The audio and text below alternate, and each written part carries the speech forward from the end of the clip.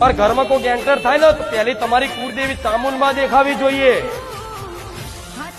के चामुंडवाळा छे, आ महाकाळीवाळा छे, आ खोडियारवाळा छे, शक्तिवाळा छे, आ राम भगवानवाळा छे, कृष्णवाळा छे, हनुमानजीवाळा छे। तमे जेने मानता होय ने एनी छबी लगाओ, घरना दरवाजानी बहार गैलरी में मोटो फोटो लई आओ, लाइट वाळो हारो मळे।